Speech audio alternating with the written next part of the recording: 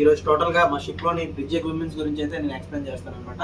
So ఏ equipment ఎలా పనిచేస్తుంది and మేము ఏ ఎక్విప్మెంట్ అయితే యూస్ చేస్తాము. ఓకే, ఇదైతే మా bridge console. Okay, starting from so ఇదైతే manual call point.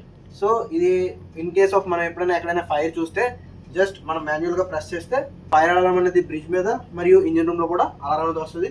And total accommodation మొత్తం కూడా వస్తే ఎల్డిస్ బ్యాటరీ ఛార్జర్ మీకు ఆల్రెడీ ఇది ఎక్స్ప్లెయిన్ చేశాను.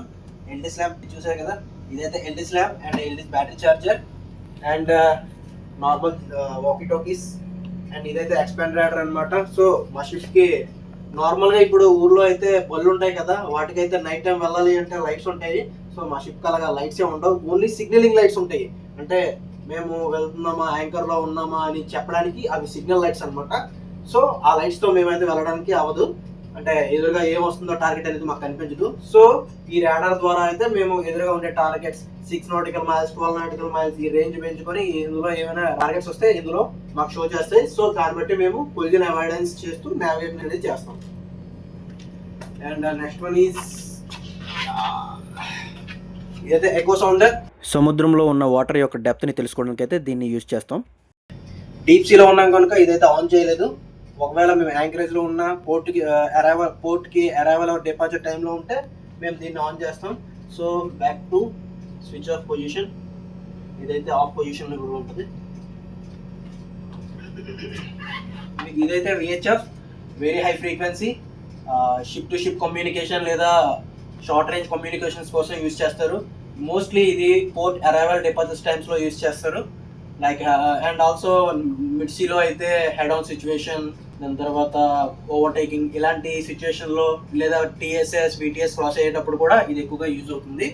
సో ఇవైతే 2 VHFs ఉన్నాయన్నమాట, అక్కడ కూడా ఒకటి ఉంది. సో అందుకే ఇది నేను ఆఫ్ చేసేస్తున్నా. ఓకే, ఇంకా ఇది వచ్చి విండో వైపర్ కనిపిస్తుంది కదా, ఇదైతే విండో వైపర్ వర్షం పడేటప్పుడు యూజ్ అవుతుంది. అండ్ ఇది మా షిప్లోని కార్గో డెక్స్ అనమాట. ఇవైతే అలారం సిస్టమ్స్. సో మా కార్గో డెక్స్ 5 డెక్స్ ఉన్నాయి కదా, సో అందులో లైట్స్ ఆర్ఓ ఇవన్నీ ఉన్నాయి. సో అందులో ఏదైనా ప్రాబ్లం వస్తే ఇక్కడ అలారం అనేది వస్తుంది. అండ్ ఇదేమో బన్వాస్ రీసెట్. అండ్ తర్వాత మెయిన్ మాస్ట్, ఇవి NUC lights, navigation lights, not under command ఇవన్నీ ఉంటాయి కదా, సో ఆ లైట్స్ అయితే ఇవి. అండ్ ఇది డెక్ అలారం, ఇది పిఎల్సి అలారం. అండ్ ఇదైతే ఫైర్ కంట్రోల్ ఫైర్ ప్యానల్. మా షిప్లో అయితే 10 zones ఉన్నాయి. సో ఆ 10 zonesలో ఎక్కడైనా సరే ఫైర్ అయితే మాకు వెంటనే ఏ జోన్లో అయ్యింది అనేది ఇక్కడ లైట్ వెలుగుతూ అలారం అనేది వస్తుంది అనమాట. సో దాన్ని బట్టి పలానా ప్లేస్లో ఫైర్ అయింది మాకు తెలుస్తుంది. అండ్ ఇవైతే బ్రేకర్స్. ఓకే, అండ్ ఇవైతే బ్రేకర్స్. అండ్ అలానే ఇవైతే డెక్ లైట్స్ అనమాట. సో వైలెట్, పోర్ట్, యాంకర్, ఈ డెక్ లైట్స్ అనేవి చాలా ఇంపార్టెంట్. అండ్ ఇదైతే నావిగేషన్ లైట్. నైట్ టైం మేము వెళ్ళేటప్పుడు మా షిప్ వెళ్తుందా లేదా ఆగి ఉందా అని తెలియడానికి, అంటే వేరే షిప్స్కి తెలియడానికి ఈ లైట్స్ అనేవి చాలా ఇంపార్టెంట్. సో అనేవి ప్రతి ఒక్క క్రూకి తెలియాలి, అవి ఆఫ్ చేయడం ఆన్ చేయడం అని కూడా. అండ్ ఇవైతే steering Motors. So present steering motor 2 అయితే రన్ అవుతుంది.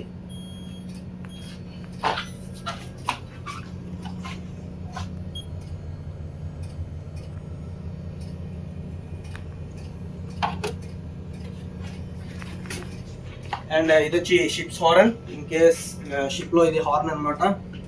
ఎప్పుడైనా సరే ఛానల్స్ దగ్గర కానీ లేదా టీఎస్ దగ్గర కానీ ఏమైనా ఫిషింగ్ బోట్స్ వచ్చినా సరే ఎమర్జెన్సీ టైమ్స్లో ఈ హార్న్ అనేది యూస్ చేస్తాం, ఎయిర్ హార్న్. అండ్ ఇది నార్మల్ కమ్యూనికేషన్ కోసం, షిప్ టు ఇది బ్రిడ్జ్ ఇంజిన్ రూమ్ కమ్యూనికేషన్ లేదా బ్రిడ్జ్ క్యాబిన్ కమ్యూనికేషన్ కోసం నార్మల్ ఫోన్. అండ్ ఇదైతే general alarm in case emergency లేదా డ్రిల్స్లో కూడా ఇది ఎక్కువగా యూజ్ చేస్తాం. నార్మల్ జీపీఎస్ పొజిషన్ చూపిస్తుంది, మన షిప్ ఎక్కడ ఉందో ఆ పొజిషన్ చూపిస్తుంది. అండ్ ఇదైతే auto pilot. Auto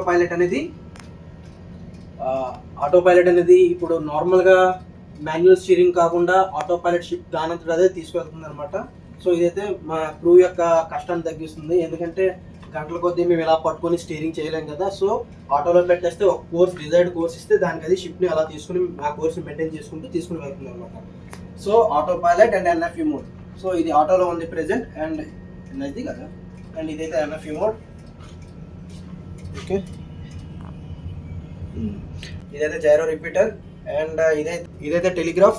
so ship ఎంత స్పీడ్లో వెళ్ళాలి అంటే డెడ్ స్లోలో వెళ్ళాలా, లేకపోతే షిప్ ఆగాలా, లేకపోతే ఫుల్ స్పీడ్లో వెళ్ళాలా అనేది ఇక్కడ ఇక్కడ నుంచి మనం కింద ఉన్న ఇంజిన్ రూమ్ కి మనం అయితే మెసెంజర్ ఇస్తాం. సో మనం ఇలా స్లో హెడ్ లేకపోతే హాఫ్ హెడ్ లో పెట్టగానే ఇదైతే మెసెంజర్ కింద ఇంజిన్ రూమ్ కి ఇస్తుంది అనమాట. సో వాళ్ళు అక్కడ ఈఓటీ ద్వారా ఆర్పిఎం ని కంట్రోల్ చేస్తూ ఈ హాఫ్ హెడ్ లో అక్నాలెడ్జ్ చేసి మనకి ఎంత స్పీడ్ కావాలో అంత స్పీడ్ లో ఆర్పిఎం ని మెయింటైన్ చేస్తారు.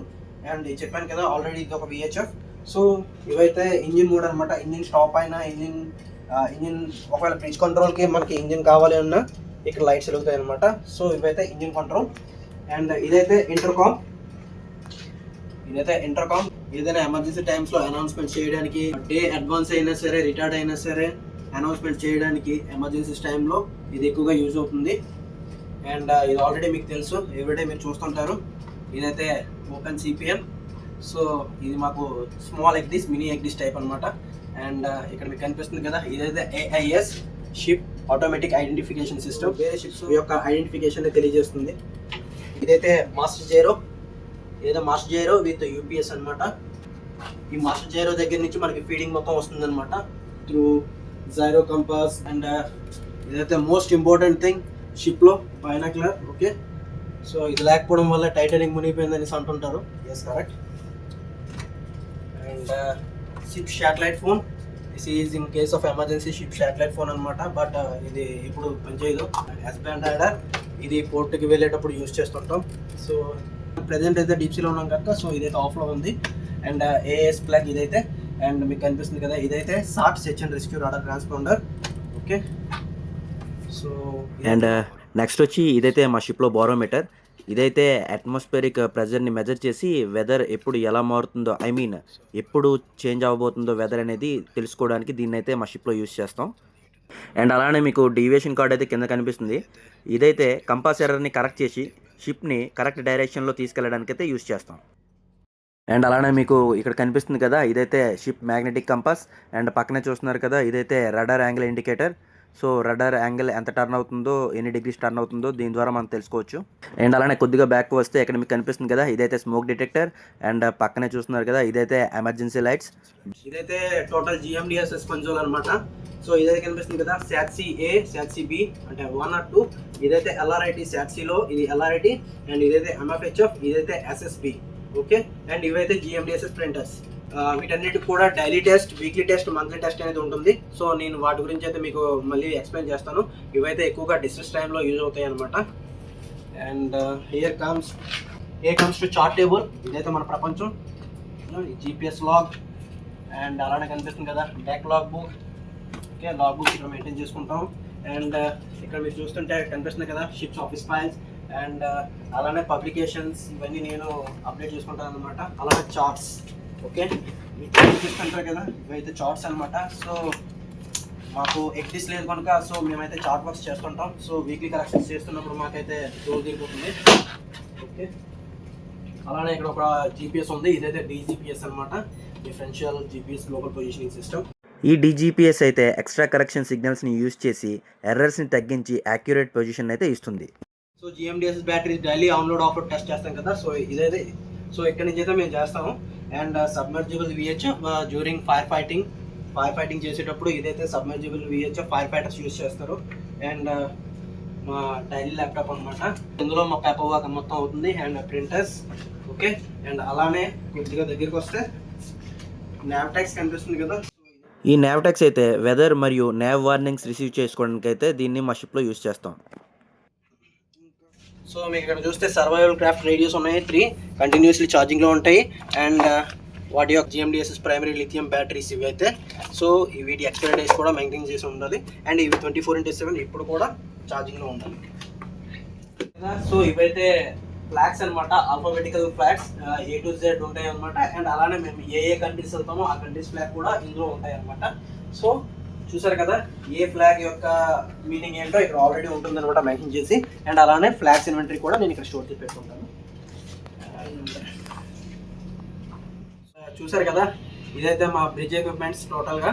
సో ఫుల్గా చెప్పలేదు, కొద్దిగా. And thank you so much for watching.